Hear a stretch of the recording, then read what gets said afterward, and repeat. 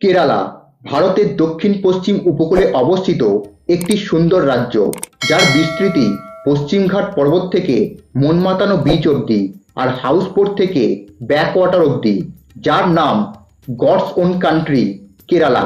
আমি আপনাদের নিয়ে যাব এই সুন্দর রাজ্যে আর কম খরচের বিনিময়ে ঘুরিয়ে নিয়ে আসব। আজকে আমরা যে বিষয়গুলো নিয়ে আলোচনা করব সেগুলি হলো আপনারা কিভাবে কেরালায় পৌঁছাবেন, আপনাদের ট্যুর প্ল্যান কি হবে, আপনারা কোন কোন জায়গায় ঘুরবেন, কেরালা যাওয়ার সঠিক সময়, কতদিন সময় লাগবে, সবশেষে গুরুত্বপূর্ণ পয়েন্ট হচ্ছে আপনাদের কত টাকা খরচ হবে।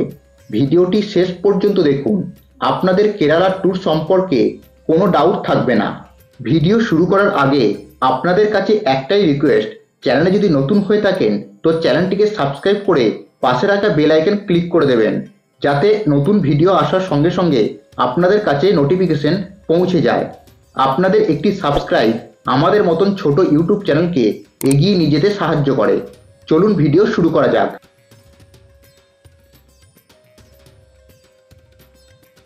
প্রথমে বলবো আপনারা কেরালায় কিভাবে পৌঁছাবেন। কলকাতা থেকে আমরা দুটি পদ্ধতিতে কেরালা পৌঁছতে পারি। এক, বাই ফ্লাইট কলকাতা থেকে কোচি, দুই, বাই ট্রেন কলকাতা থেকে কোচি। আমি যে ট্যুর প্ল্যানটি দেব সেটি বাই ট্রেন। শালিমার থেকে কোচি বা এর্নাকুলাম জংশন অবধি রবি ও মঙ্গলবার 22642 শালিমার ত্রিবন্তপুরম সুপারফাস্ট এক্সপ্রেস ছাড়ে রাত 11টা 50-এ এবং 39 ঘন্টা 15 মিনিটের মধ্যে তৃতীয় দিন পৌঁছায় বিকাল 3টে 5-এ এর্নাকুলাম জংশনে, যার স্লিপারের টিকিট মূল্য 850 টাকা।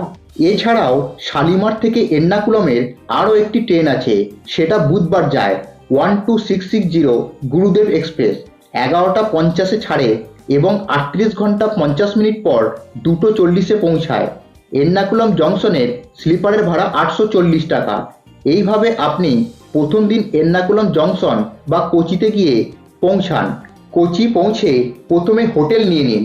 600 থেকে 700 টাকার মধ্যে ভালো হোটেল পেয়ে যাবেন। যেহেতু এখানে সন্ধে অনেকটা লেটে হয়, তাই আপনি বেরিয়ে পড়ুন এখানকার ব্যাকওয়াটারে বোট রাইড করার জন্য। কেরালাতে ব্যাকওয়াটারে বোট রাইড কিন্তু খুবই প্রসিদ্ধ। আপনি মোটামুটি 1 থেকে 2 ঘন্টা এই রাইড করতে পারেন। সেক্ষেত্রে 500 থেকে 1000 টাকার পার হেড চার্জ পড়বে। বোট রাইড করা হয়ে গেলে রাত্রিতে কোচির হোটেলে স্টে করুন। দ্বিতীয় দিন সকাল সকাল উঠে বেরিয়ে পড়ুন কোচির লোকাল সাইট সিন করতে। কোচিতে দেখার জায়গাগুলি হলো fort Kochi, saint Francisco church, যেখানে ভিস্কো দা গামার সমাধি রাখা আছে। এছাড়াও দেখতে পারেন Santa Cruz cathedral church, Vishnu মন্দির, Kerala museum, water metro ride করতে পারেন ইত্যাদি। এই সবগুলো আপনি অটোতে ঘুরে দেখতে চান, তবে সারাদিনের জন্য 1500 থেকে 2000 টাকার অটো ভাড়া নেবে। সব দেখা হয়ে গেলে আজ রাত্রে কোচিতেই স্টে করুন। তৃতীয় দিন হোটেলে চেক আউট করে বেরিয়ে পড়ুন মুন্নারের উদ্দেশ্যে। মুন্নার কোচির একটা পপুলার ডেস্টিনেশন। এখানকার চা বাগান আপনাকে মন মুগ্ধ করে তুলবে।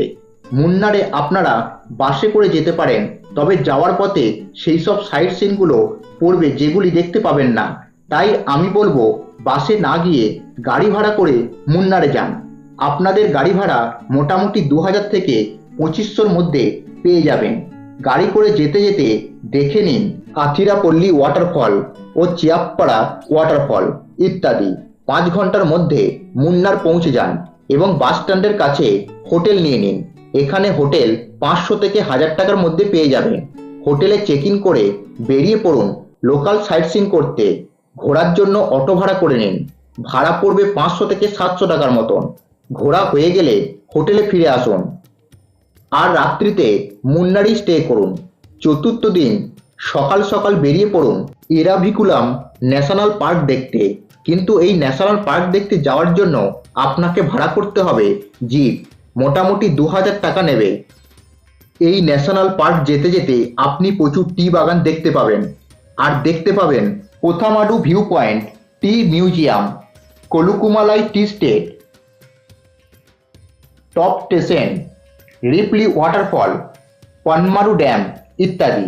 ঘোরা হয়ে গেলে ফিরে আসুন হোটেলে আর আজ নাইট স্টে করুন মুন্নারে।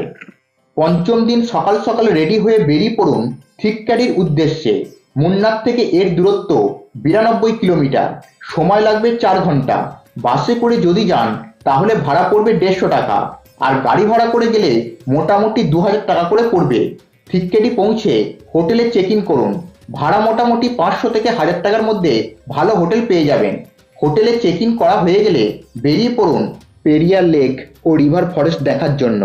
বাসে করে গেলে 40 টাকা ভাড়া পড়বে। আর এখানে চাইলে আপনি বোট রাইডও করতে পারেন।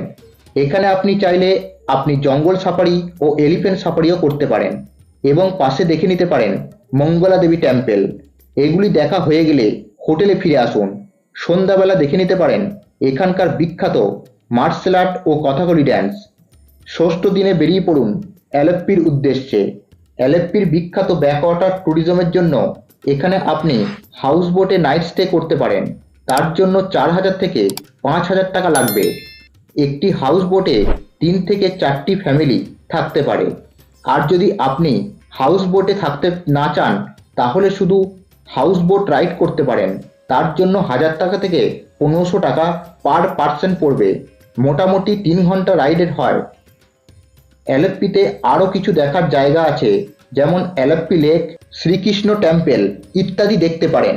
আপনি যদি হোটেলে থাকতে চান তাহলে মোটামুটি 1000 টাকার মধ্যে হোটেল পেয়ে যাবেন। আজ রাতে অ্যালেপ্পিতে স্টে করুন।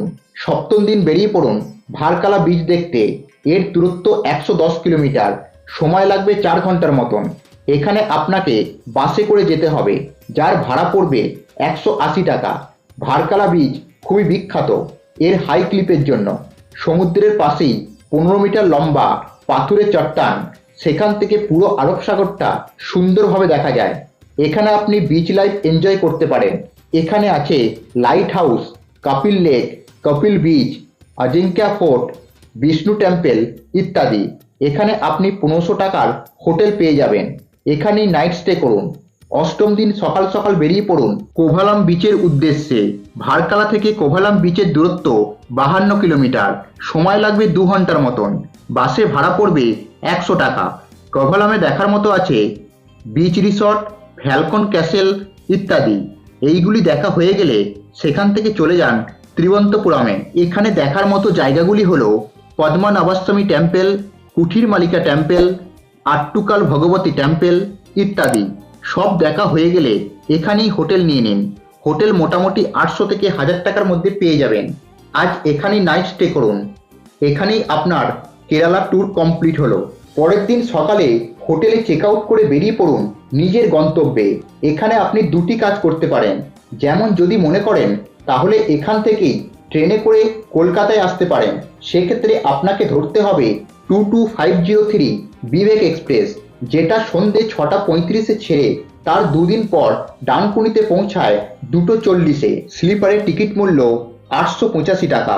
এছাড়া 22641 শালিমার এক্সপ্রেস 4:55 ছেড়ে শালিমারে পৌঁছায় দুদিন পর সকাল 11:55 AM-এ, যার টিকিট মূল্য স্লিপারে 895 টাকা।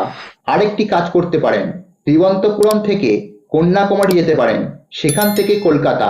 তবে বলবো যদি কন্যাকুমারী না ঘোরেন তাহলে তিরুবনন্তপুরম থেকে ট্রেনে করে কলকাতায় চলে আসুন। সবশেষে বলবো আপনাদের কত টাকা খরচ হতে পারে। কেরালা ভ্রমণের মোটামুটি খরচ স্ক্রিনে দিয়ে দিলাম। এই ছিল আজকের ভিডিও। ভিডিওটি কেমন লাগলো কমেন্ট করে অবশ্যই জানাবেন। আর চ্যানেল যদি নতুন হয়ে থাকেন তো চ্যানেলটিকে সাবস্ক্রাইব করে পাশে রাখা বেল আইকন ক্লিক করে দেবেন। পরবর্তী ভিডিও আসার সঙ্গে সঙ্গে আপনাদের কাছে নোটিফিকেশন পৌঁছে যায়। ভালো থাকবেন। আবার দেখা হচ্ছে পরবর্তী ভিডিওয়ে।